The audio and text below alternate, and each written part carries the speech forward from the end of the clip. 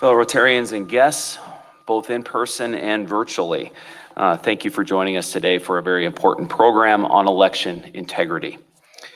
Just want to announce to the club and to our audience, both virtually and in person, that 2 weeks ago we had our first meeting in person here at the Washington Pavilion, and we had an opportunity to present that to the wider audience in a virtual format. And up until I came over to this particular meeting, we've had 20,300 views on that particular event. So it is a sign of the reach that the Downtown Rotary Club is having in our community and wider area. As we get started, what is customary for this club is the Pledge of Allegiance. Please stand. I pledge allegiance to the flag of the United States of America and to the republic for which it stands, one nation, under God, indivisible, with liberty and justice for all. More business to come. I will now invite Tony Norup, who will do the invocation.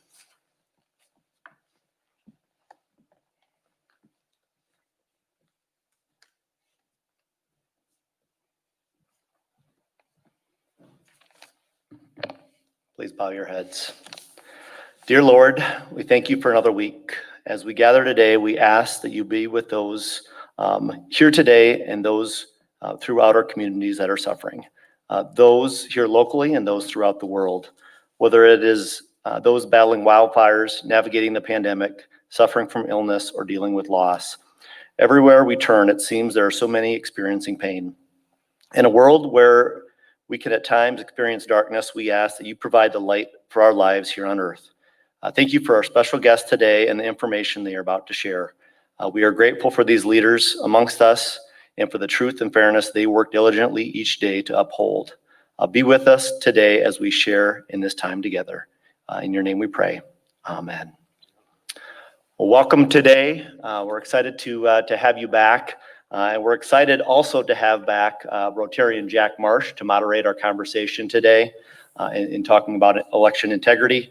Jack, as many of you know, is a lifelong journalist and retired media and foundation executive. Previously the president of our club, and most recently over the weekend was enshrined in the South Dakota Hall of Fame. So please join me in congratulating Jack on that. Thank you, Jack, for being here. I'm going to go ahead and turn it over to you to introduce our panelists. We want to thank all of them for joining us here today to talk about this important topic. Thank you. Well, thank you, Tony, and good afternoon, Rotarians and guests, whether you're here at the Washington Pavilion in person or you're watching online.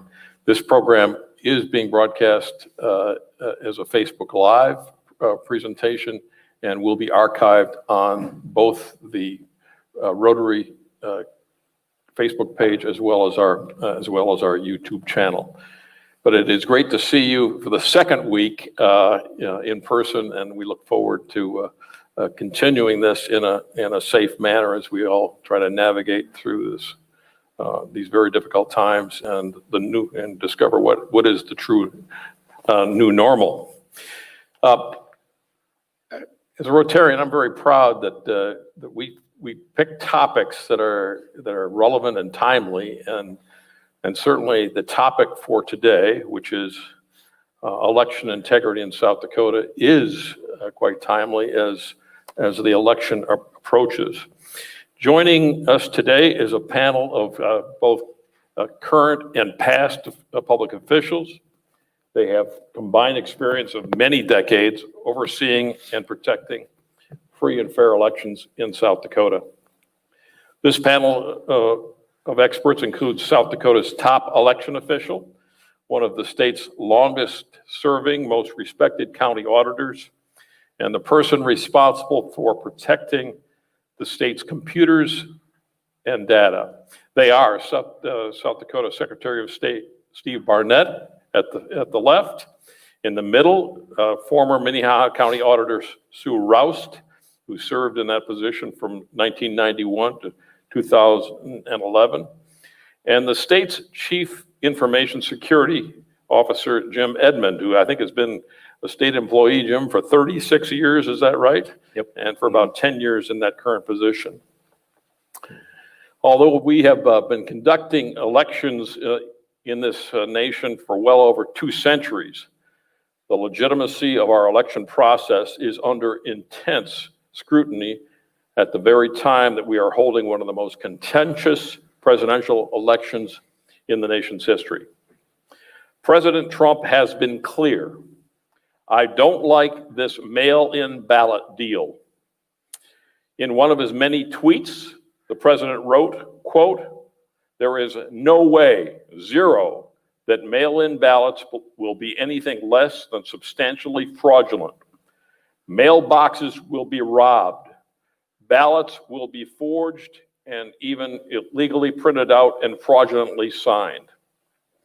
Later, the president said that the 2020 election, quote, "will be, in my opinion, the most corrupt election in the history of our country, and we cannot let this happen." U.S. Attorney General William Barr has followed the president's lead and backed up Trump's assertion.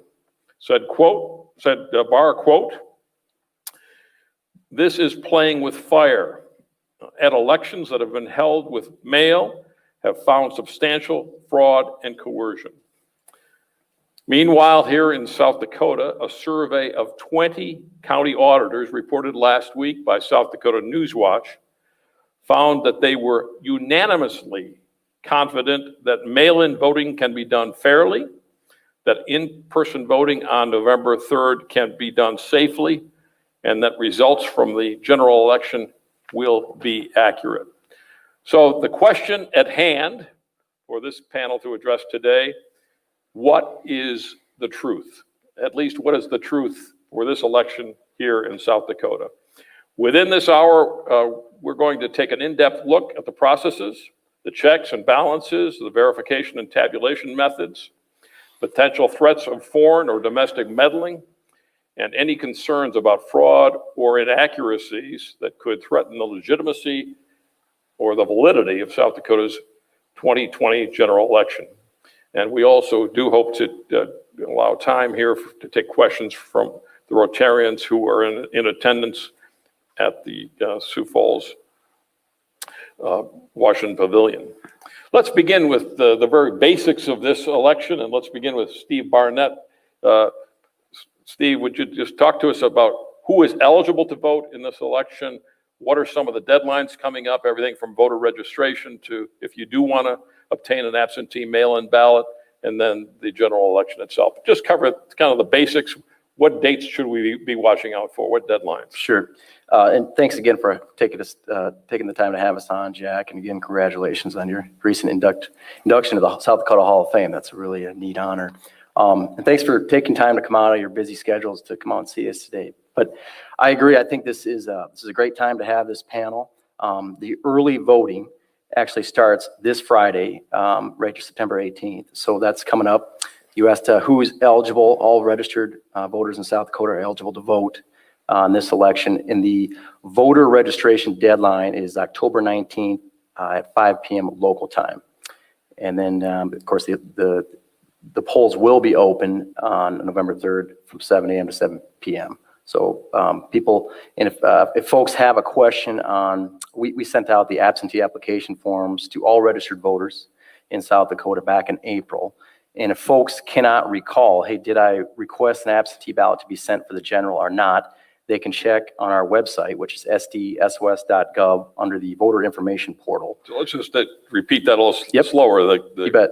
sdsos.gov. So it stands for South Dakota Secretary of State. Yep. SDSOS. I love that. Yep. Yeah, that's a great URL. .org. .gov. .gov. Yep. And they can also check with the local county auditor too to see if they're in the queue, so to speak, to receive an absentee ballot. And voters can also opt to vote absentee in person at their local auditor's office as well. So that's another option for voters as well. Very good. You have to be 18 years old by election day? Correct. Great. Yep. All right. And but you can go to that election portal. Mm-hmm. And you can find out whether you are indeed properly registered And from that portal, you can find out whether or not an absentee ballot is on its way to you by mail. Right, and you can also see, if you want to vote in person on election day, you can also view your polling location as well. Very good. For all three of you, let's talk a little bit about the similarities and differences between voting here in South Dakota and other states. I know much of this controversy surrounds states that have what they call, I guess, universal mail-in voting. I think we have, 5 states that do voting exclusively by mail. But if each of you would just talk a little bit about what are the similarities and differences then between South Dakota voting and the other 49 states? Well, as you said, there are 5 states, Colorado, Utah, Hawaii, Oregon, and Washington, that automatically, that they're set up for all mail-in ballots. So that's something they've done for several years. South Dakota has had no excuse absentee voting since about 2003 is when we opened it up for everyone. Prior to that, I registered to vote first back in 1996. You had to have a legitimate excuse. I think it was like a religious observation, or maybe perhaps you had to work, and people had to come up with a reason to vote absentee. So since 2003, we've had no excuse absentee voting for 46 days. So that's something. We've had absentee voting since 1913. Yeah, right, but for the longer window. And it was originally set up for the military, but they opened that up for everyone back in 2003 for that long window. So I think we have a nice setup in South Dakota that works for us. So again, voters can go vote in person in the polls, or they can request an absentee ballot, or they can vote in person absentee at their county auditor's office, or like in Minnehaha County here, you have a nice election center set up as well, adjacent to the courthouse. So those are good options, and I think we have adequate safeguards where instead of just sending out a live ballot to somebody, the onus is put on the voter to fill out an absentee application form, which that has to be, it needs original wet signature, and it has to be accompanied by a photo ID or notarized. So we sent out application forms to everybody, and then if people wanted to receive a ballot, they had to fill that form out, and then that wet signature is compared against the one on the back of the envelope at the county auditor level there. So those are some of the safeguards we have. I think they're reasonable, and I think it works for South Dakota. And we want to go deep on what those safeguards are in just a moment. Any other similarities or differences, either Jim or Sue, that you want to point out? Well, I think even in the states that automatically send ballots out, typically they have the signature matching that the secretary just described when the ballot comes back. They would be signature matching to the voter registration that is on file against the signature on the envelope. So they do the same sort of process that we do. Very good. Jim? I think our process is pretty simple, and that's important these days for folks that want to vote remotely. So keep it simple, yet maintain the integrity within the process. Jim, we've heard a lot of talk about meddling from Russia, meddling from China, other foreign meddling, maybe even some domestic meddling, whether it be hackers or whatever. Talk to us about what threats you see to voting and vote tabulation and the whole process here in South Dakota when it comes to hacking and cybersecurity. Good question there, Jackie. We see a lot of attacks on a daily basis against state government, probably adds up to the billions on a monthly basis. Billions? Billions with a B, okay? And state government gathers a lot of information that's open and transparent, and we have information that we gather that needs to be kept private, whether it's from our business, our constituents, our benefit receivers, whoever it may be. So keeping that information private, yet balancing what's supposed to be open, when comparison with the election information, our election, the technology, the tabulation, that process is really rock solid. I mean, I don't stay up late at night worrying about election and how votes are going to be counted and whether they're legitimate or not. That process is really tried and true and full of integrity. Now, if you want to talk about the other part of the of the world in regards to the Russians and the Chinese and trying to break into government assets, then that's going to be a much longer conversation. But you have full confidence that in South Dakota, we have enough firewalls up and enough protection so that we are not subject to the hackers out there, whether they be foreign or domestic? Yeah, absolutely. I mean, not in the actual voting process. You know, you mentioned earlier on the meddling side of things, and there are significant amounts of evidence in regards to foreign nations and trying to influence the election. But their ability in South Dakota to impact the vote itself, not going to happen. And do you talk to your cohorts in other states, and are other states as confident as you are that they can keep the hackers away? Yep. Mm-hmm. So meddling is really, the meddling issues are really more about influence through, through fake social media accounts, through fake news sites, that type of thing, rather than by actually tampering with the data. Yeah, that's exactly the approach that they're taking, because I think that they've discovered that they cannot be successful in the technology aspect of manipulating votes or, having multiple people vote under the same persona. That doesn't happen. So they've taken the easier route, which is in manipulating social media accounts, creating fake accounts. One government study indicated that over 50% of all social media accounts are fake. I mean, think about that, 50%. That's a huge number. And do not underestimate our foreign adversaries and what they're trying to do to influence not only specific candidate elections, but also issues and such. Jim, in the 10 years that you've been responsible for protecting our state's data and computers, has there ever been a successful hack involving the election process? None. Not one. Not one. Okay. Not in South Dakota. All right. Well, then let's look at the other side of it in terms of voter fraud. Sue, you had 20 years of experience overseeing elections in Minnehaha County, the largest county in South Dakota. What were the instances in those 20 years of proven fraud? Well, I one time counted up, and I was in charge of elections that counted well over 1 million ballots. And I can count on one hand the instances where it appeared that somebody might have voted twice, voted absentee and then voted at the polls. Typically, those cases we were able to rectify them, that it was actually a clerical error. Sometimes father and son with the same name, one of them had been marked erroneously instead of the other one.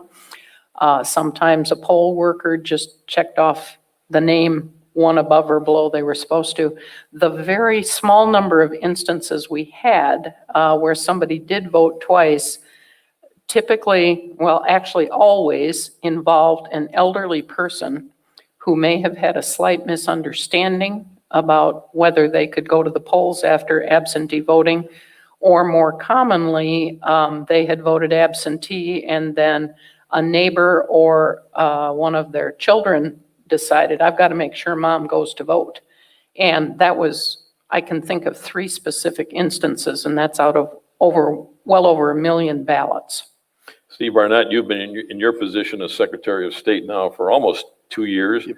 Do you concur with Sue Rouse that fraud has not been a significant issue in South Dakota? Yes, I would concur with that. I'm not aware of any situations that have been brought to my attention anyway. When you made the decision last spring to send out applications for absentee ballots, you sent them out to all registered voters in South Dakota. Correct. Yep. Why did you make that? What was behind that decision? Sure. That's a good question. Well, given the information we had at the time, we thought it was the right thing to do. Most people have access to the internet. Most people have access to a printer or a county auditor's office to retrieve that form. But, there was a lot of uncertainty at that time going on, and we just thought to be proactive, we should send these out to everybody in the event if some elderly person is in Butte County or something like that, and they don't have access to a form. And it helped. We were trying to kind of promote social distancing at the polls and to relieve some pressure from the polling places. And election workers was another thought in our minds, that trying to find enough election workers. If we don't have enough election workers to man all the polling places, then we don't want lines and that kind of thing. So that was kind of what went in behind it. So that's based on voter registration rolls. So how confident are you that our voter registration rolls are accurate and up to date? I guess I'm confident in that. Again, there's software out there. I'm not a techie by any means, but to check for, people can register to vote at their county auditor's office, or they can go out to the DMV, assuming they're having regular hours right now in some, throughout the different locations in South Dakota. And when they register, back here in South Dakota, that cancels their registration in another state and that kind of thing. So, but we have, great confidence that we've got accurate voter rolls and that kind of thing here. Jim Edmond, do you have a role in that, in making sure that voter registration rolls are up to date? Well, that really comes from the Secretary of State's office, and we're not involved with that the technology aspect of that. So what happens when someone passes away? How do you know that? How do you know to take them off the registration rolls? Well, Sioux could probably weigh in a little. I mean, I think the vital records, those places are, they reconcile those. Like if a voter were to vote on Friday and then pass away, say October 1st, before the election, that ballot would then be pulled. But they reconcile with vital records to make sure, and the UJS as well, to make sure nobody's a convicted felon, that kind of thing. So, and we work with the Department of Public Safety. We share databases and that kind of thing to make sure everything's accurate. What about if someone moves? If somebody moves, again, there's software out there to kind of reconcile those things. And do you use that software? Yes. There's, it's, when you go register in another state, it typically will cancel out. If you go get a driver's license, say in Colorado from South Dakota, that's going to cancel your voter registration here. Did you send out any applications to people out of state? Like, you're talking absentee. Last spring, when you sent out the applications for absentee ballots, were any of those addressed to out of state? I guess I can't confirm or deny that. Okay. I mean, for example, if you're a college student. Yeah, I mean, I'm right. You're living in the Vermillion. Sioux Falls. You're a resident of Sioux Falls, but you're attending school in Nebraska or North Dakota. Would you still get that mailing? And would it go to your school address or go to your home address? Typically, like a student would have to request that. I mean, my guess is they're registered if they're a Sioux Falls resident, to be registered here, and it wouldn't go to their dorm room in Vermillion unless they requested it. So do you both you, Sue Roust, and you, Steve Barnett, do you have a high level of confidence in the accuracy of our voter registration rolls? Well, I would have to say we probably have some people who have an outdated address. If there's a basic presumption that as long as you continue voting, your registration does not get questioned too much. We do have what's called a confirmation process. If any mailing that goes out related to voting comes back undeliverable, there is a second mailing called a confirmation mailing that's sent out that is forwardable, that includes a postage paid return mailer that the person can then send back to the auditor's office and say, yes, this is my correct address, or yes, I've moved. And if so, it's updated. And if the person does not send that back, they are moved to the inactive rolls. And then they have a period of time during which, if they go to vote, the registration list at the polling place shows that they are inactive, and they are asked to fill out a new registration to update their address before they're allowed to vote. So we do, there are some checks to make sure people's registrations are up to date. Very good. Steve Barnett, when you sent out those applications prior to the spring primary, there was an enormous response. Tell us about how many people requested those mail-in ballots and how different that was from past elections. Yes, you're exactly right, Jack. There was a big response to that. And I think in the primary, there were 58% of the ballots cast were indeed absentee. Over 50% of the ballots were absentee Yeah, ballots. and then I want to say over 90,000 were requested. And that was, so it's some, I think there were, 90,000 I think were requested. So, but it was a big number, especially compared to previous primaries, maybe 17% of the ballots cast or 13% were absentee. And Yeah, has it over half. increased overall voter turnout? Yeah, well? That's a great question. So last June, our turnout was like at 27.98%. So almost 28% turnout for the primary. And that's I think- 28% of the eligible voters? Right.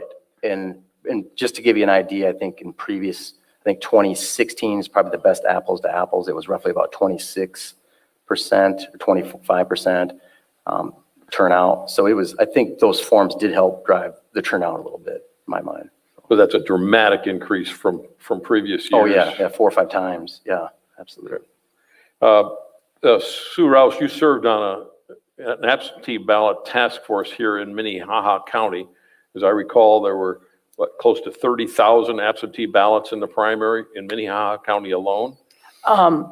The complication was that we ended up holding the Sioux Falls City and School Board election on the same day as the primary election. So there were over 30,000 ballots. They were split between those two elections.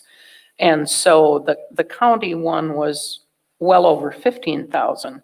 That added a lot of extra complexity trying to keep those two straight between the two elections. Will we have the same complexity in the general election? We'll have lots of numbers of ballots. I certainly expect more absentee ballots total than there were in the primary.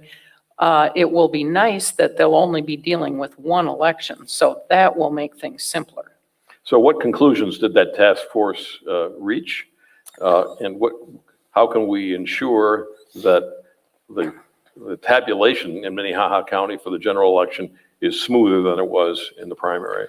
Well, that primary was kind of a perfect storm. You ended up having to have the two elections together because of the pandemic.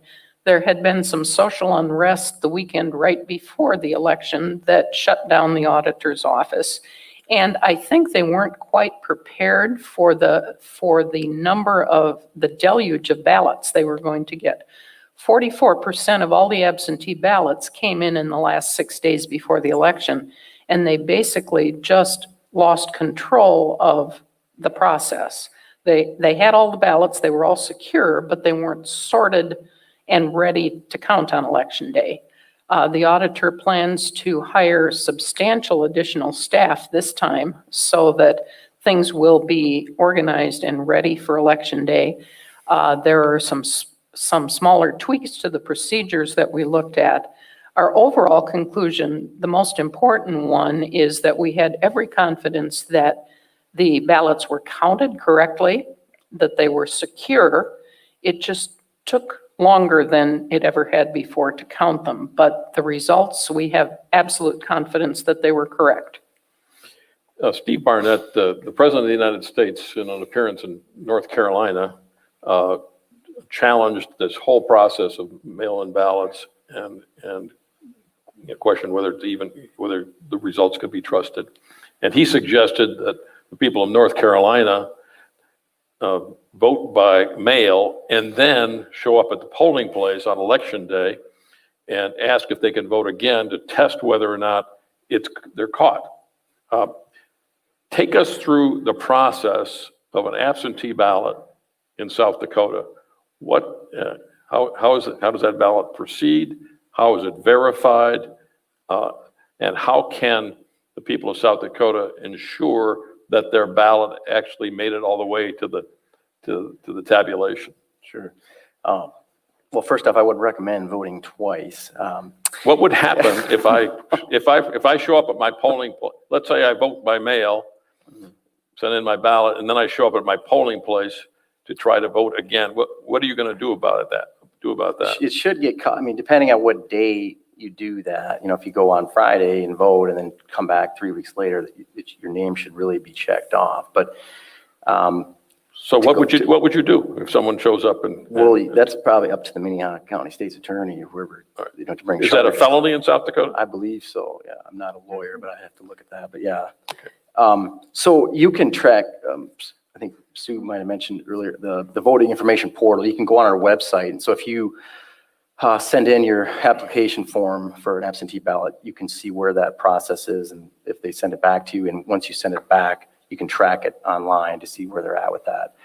Okay, so I fill out The form, the form. Yep. It goes to my county auditor. correct, County auditor verifies that I'm a registered voter, correct. mails me the actual ballot. Yep. Okay? Yep. So then what happens? Then you can fill that ballot out and then either probably mail it back, or if you want to drop it off in person. Okay? That's. I put it in a sealed envelope Yep, manila envelope, and I sign the back of it. correct. What happens if I don't sign the back of it? And it's, my understanding, it's not counted then. Now, if you get that in, say by October 2nd, usually the county auditor will call that individual and say, hey, Jack, Mr. Marsh, you forgot to sign your ballot. You can come on down here and sign it. But the longer that person waits, they're in danger of not getting their vote counted, so to speak. Right. And then just one difference, you were asking about differences in state. South Dakota, you've got to have that ballot back on election day. Some states allow to be postmarked on election day, but you got to get it into the auditor by election day.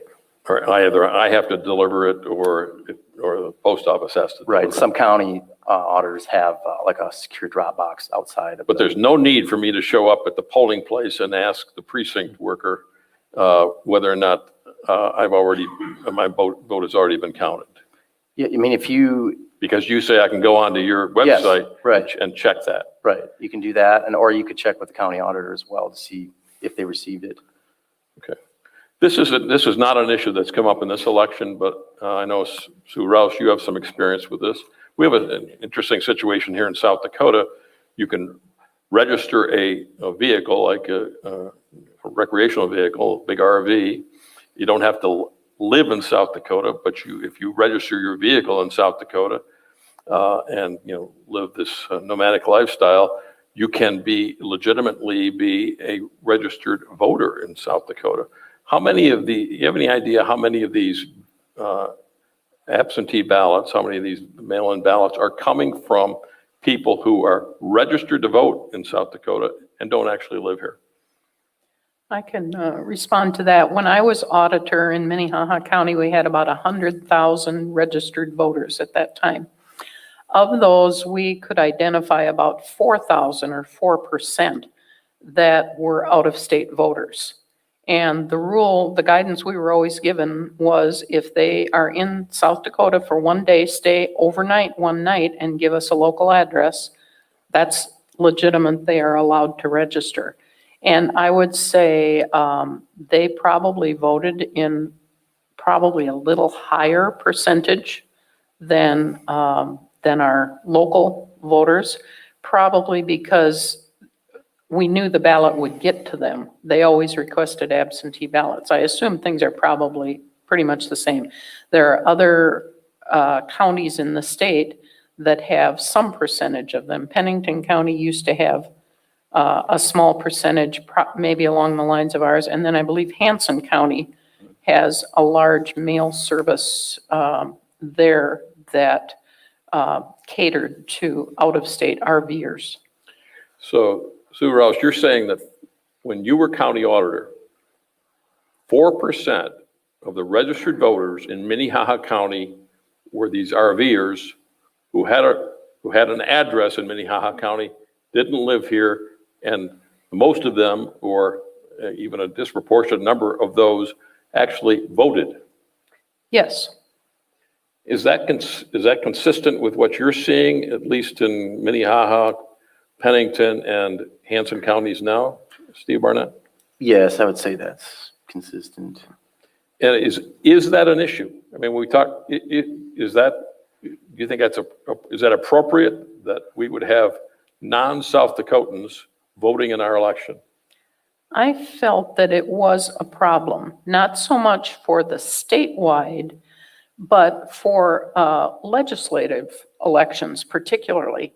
Because, and I did some studies of it, that in certain areas, because in Sioux Falls, for instance, and there were certain locations that they would use as an address. And you could see that the party registration of those RV voters, we called them, did not line up with the registration Democrat-Republican split of those people who actually lived in the district. And so if you have a very close legislative race, I think it was possible to swing it. We could see instances where the absentee vote totals were very different from the election day voters. And we've had And you very attribute close. that to the RVers? Yes, because in those, we had some precincts there, Yogi Bear Campground out in the Brandon area. At least used to be one of them. There are several hotels around the Empire Mall where RVers would register. And then there was, used to be a trailer park on West 12th Street. And some of those are districts where the local voters would skew more to one party and the RVers would skew more to the other. And you could see and the way you could tell is most of the RVers would have what's called a PMB address, a private mailbox, through some of the mailing services that are available in Sioux Falls. And so you could identify which ones they were. Steve Barnett, is this something that you think should be looked at, to be reformed as Secretary of State, as the person who's responsible for ensuring the integrity of our elections? Or do you think this is okay? Well, it's certainly something that can be looked at. We've had conversations with legislators about this in past sessions. There's around between 6 and 8 different definitions of residency in the code. And I think where it all comes back to, and I've had conversations with the executive director of the National Associations of Secretary of States. And as you know, we have a fair amount of retired people that are snowbirds. They go down to Arizona or Florida. My own neighbor would go vote early in October and he'd head down to like Lake Havasu. And he'd come back in March or April. But it's all about the intent to return. And they should have a right to vote. Voting is a right. It's not a privilege. I mean, hunting's a privilege, driving's a privilege, fishing's a privilege. Voting is a right. But yeah, there's no doubt that, how many days are they spending in South Dakota, that kind of thing. And I know I have one friend that spent some time out in California, and I think in order for them to not pay the taxes and stuff out there, they check utility bills and cell phones. I think at 6 months in California, they better hightail it out, get out of there, so to speak, because then they kind of become a part of the presidency of California, so to speak. So you're trying to balance everyone should have a right to vote, but at what point, what are they more of a resident in South Dakota or more of a resident in Arizona or Florida? In Minnehaha County, I believe there are going to be 2 drop boxes that the county auditor is setting up, one at the county administration building, the other at the election center. But everybody else who's voting absentee, at least in Minnehaha County, would either have to hand deliver to the auditor's office or by mail. This seems to be a national controversy or discussion about, is the U.S. Postal Service going to be prepared to handle these millions of mail-in ballots? Is this an issue at all in South Dakota, the performance of the U.S. Postal Service to get those ballots to the county auditor's offices by election day? Steve Barnett, do you think is that an issue here? That's a fair question, Jack. We received a letter from the Postal Service, just more or less encouraging folks to send them early. What I tell people, if you dump your Christmas cards in the mail on December 23rd, which is what our family does sometimes, those might become New Year's cards, so to speak. So if you want your ballot to get there in time, where they're recommending allowing adequate processing time. What's that? I mean, something reasonable, a couple weeks. And I think that's one advantage of having that large 46-day window on the front end is we have plenty of time to get those in. But I can't speak for the staffing efforts on the Postal Service, but to me, I really have confidence in the Postal Service. There was one situation where in the primary, somebody mailed one into the Huron office, and they drove it all the way down to Sioux Falls and got it here in time. So they take their job very serious, and they're going to make all efforts they can to get these delivered in a timely manner and process the mail. And again, in South Dakota, it's not the postmark, it's actually the delivery on election day. Correct, right. Okay.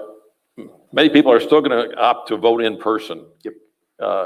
Steve Barnett, would you talk about the precautions that are being taken for social distancing and other things to make sure that in this this COVID world that voters can be safe and the poll workers and poll inspectors Right. can be safe? What's going on? And is it uniform in all 66 counties, or are the procedures going to be different between Minnehaha and Pennington, or Buffalo, or Hand, or whatever the county? No, another good question, Jack. I think for the most part, it's uniform. I tell folks, if you have questions on some of these smaller counties, they might only have one or two people working, so it's always good to call ahead of time to see what their hours are. Some of them will bring the ballot. Maybe if you ring a doorbell on the side door, they might bring it right to your vehicle and check your ID and that kind of thing. But in terms of the actual election day, we've sent PPE to all of the county auditor offices. So hand sanitizer, one-time use pens, masks, and that kind of thing, floor markings, that sort of thing. And some of the smaller counties, again, depending on what they have for workers available, and they may not know this until mid-October. Say like Edmonds County has 6 precincts, they may have to get together with their county commissioner and decide if they have to reduce that down to one polling location. And they would advertise that in the paper and the radio and that kind of thing. So that's one thing I would like to add is if you're looking for paid work out there, somebody, a college student or somebody who's looking for work on election days, it is a long day. Sue knows all about that. Mhm. But it takes about an hour and 15-minute training, but your county auditor would appreciate a phone call, and we'll be doing some messaging here in the upcoming weeks looking for election workers. So I think that's a good point, Steve Barnett. So could you explain, if I want to either volunteer or be a paid, take on a paid position on election day, what's the process for me to apply for that Sure. position and go through the training? Yep.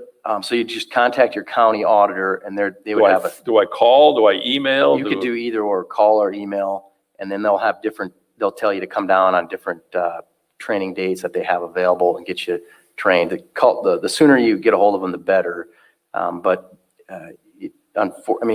We've had a number of workers that have worked for, maybe 20 years, 25 years, and a lot of that population, a lot of them are 60 or older, so they're the most vulnerable to the virus.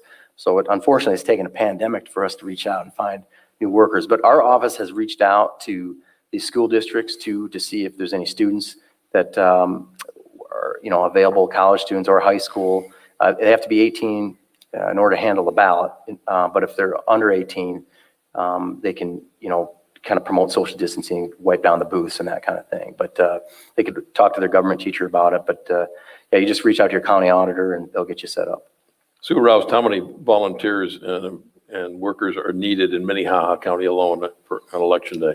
It would be close to 500, certainly over 100 just to process the absentee ballots. And then there are 70 precincts, all of which have to be staffed. And how many workers have to be at each precinct? It ranges from 3 to 5 to 7, depending on how large the precinct is, how many voters and how many they expect to show up. I believe this year the auditor is thinking he can cut back slightly on the number of workers at the polls because so many people are going to be voting absentee. So let's fast forward to election day, Tuesday, November 3rd. What happens on election day at the county auditor's offices? Can they begin any tabulation, any sorting, or does everything have to wait until the last poll closes? Well, they can start the sorting, my understanding is, and then they have to wait till 7 a.m. to start opening. Like, they can't start opening ballots in October to kind of get ahead of the game, but there's a lot of things they can get organized prior to that, sort out into precincts and that kind of thing, but the tabulating has to wait till But election. can they check the signature on the ballot, on the envelope, and open the ballot and open the envelope and take out the ballots? My understanding, they have to leave the ballots sealed Until when? election day. But at 7 a.m., when the polls open, they can actually open those sealed ballots and at least sort them? Correct. Okay. They can actually run them through the scanners as long They as can. no results are printed. Right. That's All the key result. No results can be released until The polls. all the polls have close. closed. Okay. So Jim Edmond, talk about the equipment, the technology involved in tabulating the votes, and then in sharing those votes. You know, I often go to the Secretary of State's website. Is there any possibility that those results can be tinkered with by people who have ill intent? No, it's a very secured process, all the way from some of the larger counties have the ability to upload vote totals in a massive amount using secure technology. Smaller counties may upload them manually, typing them into a system. Those systems require multi-factor authentication, all the way from running the votes through the tabulating machines, printing off the receipts that come out of them, having multiple people in the counties confirm those numbers, uploading them into the total vote system.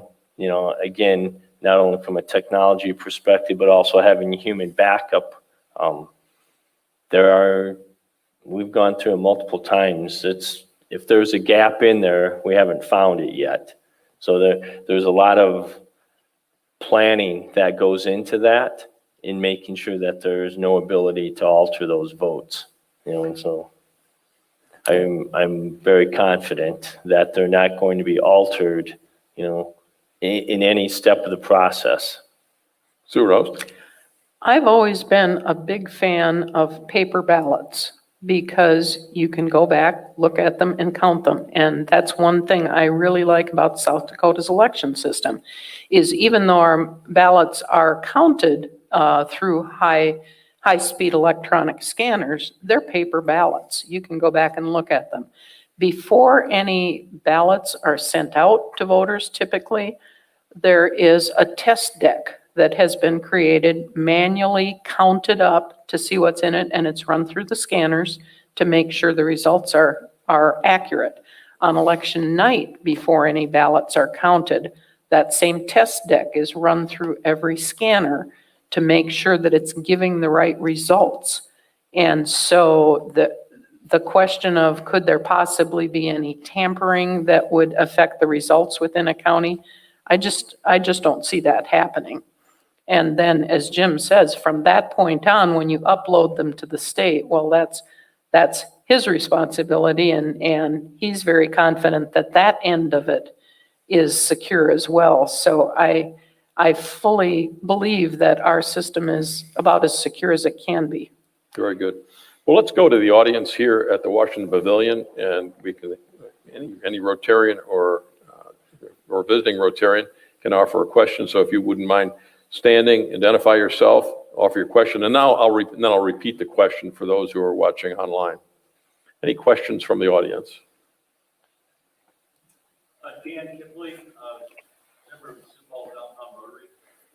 I have a friend that lives in another state, and his wife passed away, and his wife received absentee ballot. So if he returned that ballot, what would be the outcome of that?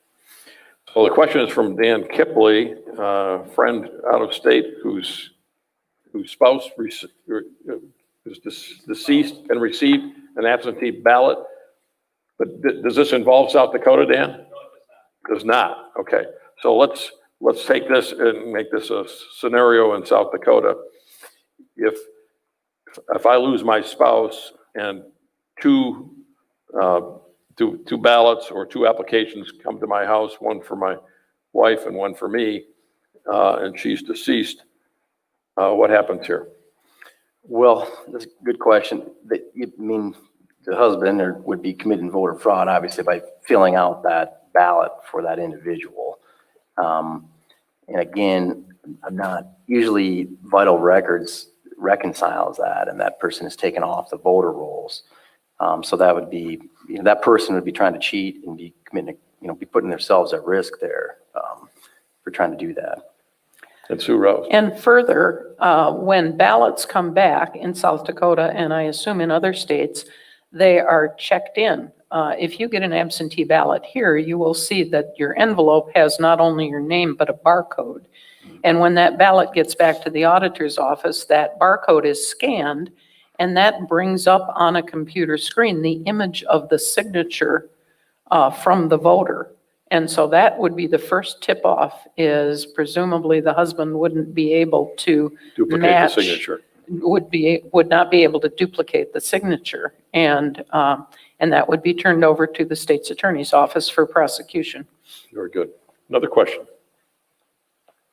Go ahead. Paul Amundson, also from Downtown Rotary. Question mostly to Secretary Barnett. Is all of the planning under the assumption in this larger national type election that the 50% ratio of people utilizing mail-in ballots is going to be the same, and trying to plan accordingly? I guess that's my first question. My follow-up question is a little more interested in the electronic workflow of these ballots. And Jack tried to get to it, but when it physically gets to either to the state or the county, and it's opened by a county worker, the only manual process then is to manually insert that into the scanner. Everything else after that is digitally handled and secured, including the wet signature that I assume is a scanned AI technology to compare those, and then kicked out if there's a discrepancy. So I'm just trying to make sure that you're minimizing human error in that once it arrives to. So I understand that this is a question from Paul Amundson. Two-part question. One is all the planning geared toward that we anticipate 50% of the ballots will be mailed ballots? That was question number one. And then question number two is, once an absentee ballot, the envelope is opened, are we confident that we're avoiding any human error with the handling of that ballot? And I presume any breach of confidentiality or anything else, right, Paul? Is that what you're trying to get at? So could any of you, let's address those two questions. One is, are we geared in South Dakota to having 50% or more of our ballots coming to us by mail? Yeah, that's probably a fair assumption. I think and it was really nice that if there was a good time to have a pandemic is in the primary, but ahead of the primaries, we've already been through this. The auditors have seen this before, so to speak. This is just going to have a higher turnout for the general, and it's a presidential election year. So I would say, yeah, they're gearing up for over 50%. That's probably a fair assessment. The second part, there's anytime you have humans involved, there's always potential for error. But yeah, they're looking at the signature on the back of the envelope and the form, and then they also can cross-reference with public safety. You got that signature with the DMV's office as well. So you got kind of a three-legged stool there that you can reconcile that signature with. So you think there are enough precautions there to avoid human error? I do, yes. Yeah. Sue Rouse, what's been your experience? Just to clarify, when the ballot is returned in the sealed off envelope to the auditor's office, that's when it's checked in. The signature on the application comes up on the screen. In Minnehaha County, I'm told that they have 2 staff members, a Democrat and Republican, review each of those signatures. And then if there is any question of whether they are the same signature, then they go to the next step of looking at their voter registration and so on. Those ballots, those ballot envelopes don't get processed unless it's been confirmed that it's the same signature. So on election day, then the ballot gets opened by, again, a bipartisan team. The ballots get unfolded by a third and fourth team member who are not seeing the names, and then they go through the scanner. And from that point on, the rest of it is electronic. So there is some human involvement in checking those signatures, but it's always done by a bipartisan team. What about, okay, I send my ballot in, it's filled out, I want it to be confidential, but somebody's actually opening that envelope up, and, how is my confidentiality protected? Partly by the integrity of the election workers. It's emphasized to them how important it is to maintain confidentiality. In Minnehaha County, and I think in a lot of the rest of the counties, there are 4-person teams who open those absentee ballots on election day. The first 2 people, a person of each party, check the names off a list. So we're sure that every ballot is accounted for, that a list has been generated of everybody who has a ballot checked in. They look at it, make sure, yep, that's the right name, this is the right precinct. They check it off. They hand it to the envelope to a third person. The third person opens the envelope, pulls the ballot out without unfolding it or looking at it as much as possible, hands it to a fourth person.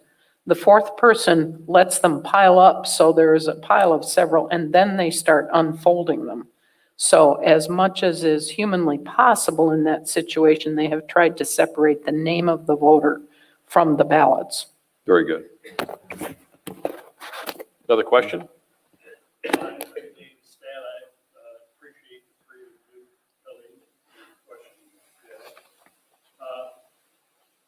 I agree with the procedures that you have here locally in the state of South Dakota, and I trust 99% of the people in South Dakota are honest and trustworthy. But how much do you know about the states, the other states that are, sending ballots out to everybody? And are they just sending ballots out to people that are on the voter rolls? Do they have the same processes and procedures for checking to see whether people are truly registered, their signatures are matching up, they're still alive? So the question from Dave Stadheim is, knowing what you do about South Dakota and knowing some of what's going on in the other states, do you have the same level of confidence in the integrity of elections in the other 49 states? I think that's what Dave was driving at. Or are we exceptional in South Dakota? I think we all like to think we're exceptional here, but that's a good question. It's hard for me to speak for all the other states, all 49 other states. I think they have similar safeguards in place. I know, I think the state of Minnesota, I've gotten a phone call a few weeks back, said, hey, I can request my absentee ballot right online. I don't need to fill out a form and send it in. He just does like a DocuSign or punches a PIN number in, and he likes that. But some people here would argue that that's a little loose, I think you've got this continuum. You got security and convenience. And when you try to satisfy both sides, and when you figure that out, you let me know. But when you go more security, maybe the access is harder. But when you go more accessible, you lighten up on the security. But I think our safeguards with the notary or accompanying the photo ID and the signature verification are reasonable. I don't think they're to the moon. I think other states have similar safeguards, but perhaps, they may have more, like I said, in the state of Minnesota, you can request it online and that kind of thing. So it depends on who you're talking to, what they think is safe and what's not safe. Well, I want to thank all 3 panelists for joining us today. I'm going to ask you all one final question. I said that within the hour, we wanted to get at the truth, at least the truth about the election process, the integrity of the election in South Dakota.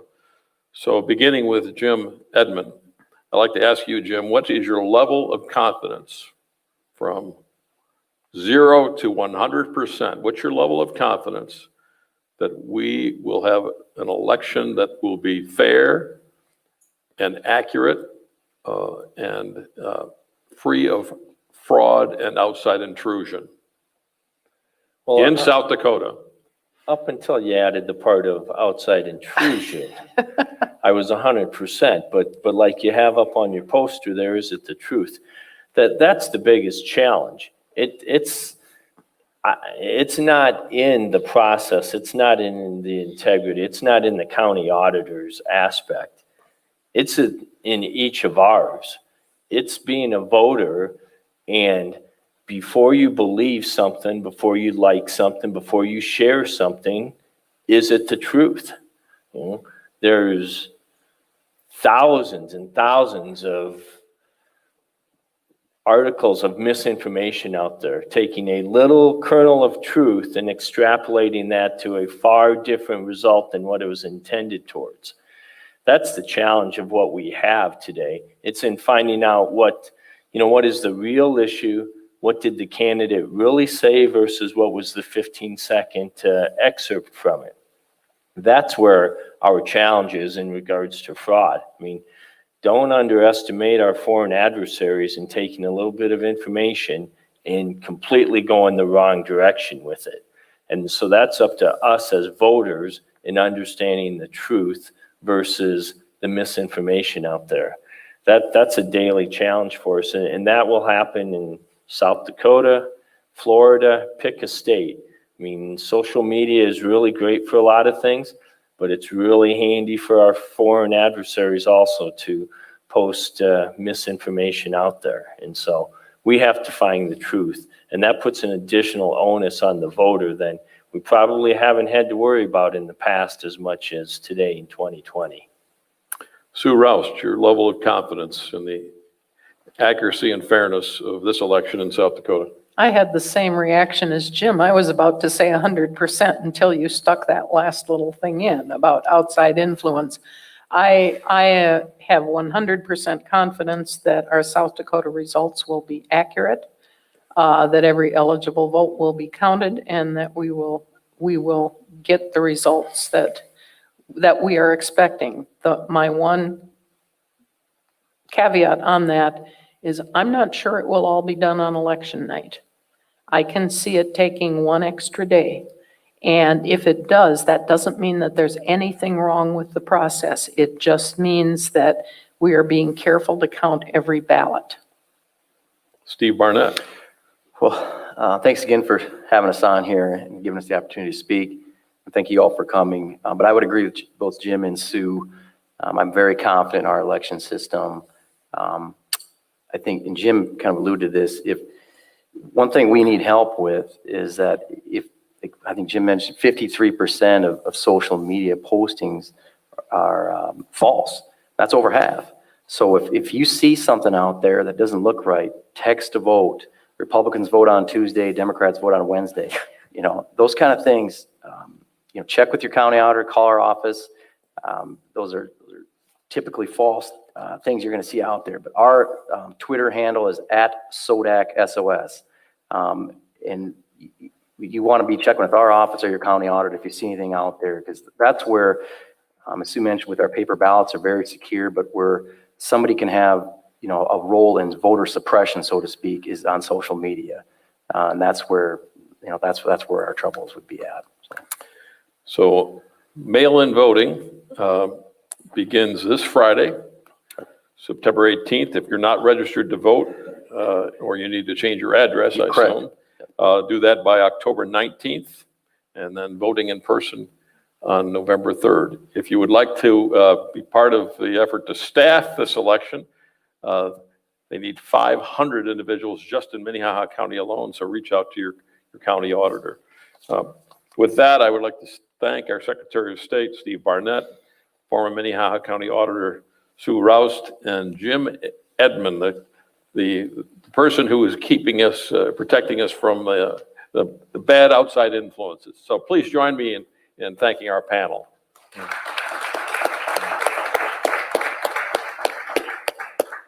And with that, we'll turn it back to Jason to close out the meeting.